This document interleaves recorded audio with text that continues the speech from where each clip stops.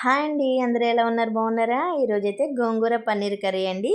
చాలా సింపుల్‌గా, టేస్టీగా చేసేసుకోవచ్చు. ఇది చపాతీలోకైనా, రైస్‌లోకైనా కర్రీ అయితే చాలా అంటే చాలా టేస్టీగా ఉంటుందండి. దీనికోసమైతే మనం ముందుగా ప్యాన్ పెట్టుకొని ఒక 2 స్పూన్స్ అయితే ఆయిల్ వేసుకోవాలి. ఆయిల్ వేడెక్కాక కొంచెం జీలకర్ర, కొంచెం ఆవాలు, కొంచెం కరివేపాకు వేసుకొని ఒక 4 పచ్చిమిరపకాయలు, కొన్ని ఉల్లిపాయ ముక్కలు వేసుకొని బాగా ఫ్రై చేసుకోవాలండి.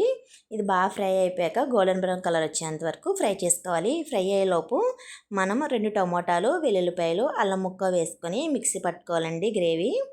మిక్సీ పట్టేసుకొని ఈ గ్రేవీ కూడా ఉల్లిపాయ ముక్కల్లో వేసేసుకోవాలి. ఇది పచ్చివాసన పోయేంత వరకు బాగా ఫ్రై చేసుకోవాలండి.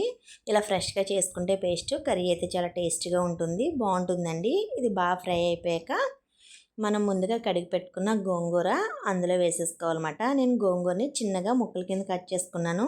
ఇలా కట్ చేసుకుంటే కర్రీ బాగుంటుందండి. పులుపులుగా ఉంటుంది కదా, గోంగూర బాగుంటుంది. ఇది ఒక 10 మినిట్స్లో మగ్గిపోతుంది. ఇది మగ్గిపోయిన తర్వాత మనం ఇందులో కొంచెం సాల్ట్, కొంచెం పసుపు, కొంచెం కారం, కొంచెం గరం మసాలా పొడి కూడా వేసుకొని బాగా కలుపుకోవాలండి.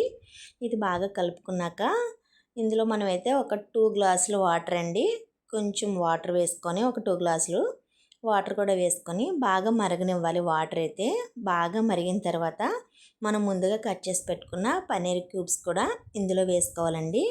ఈ క్యూబ్స్ వేసుకున్నాక ఒక 10 మినిట్స్లో కర్రీ అయితే రెడీ అయిపోతుంది. బాగా దగ్గరికంట వచ్చేస్తుంది. కర్రీ అయితే చాలా టేస్టీగా బాగుంటుందండి.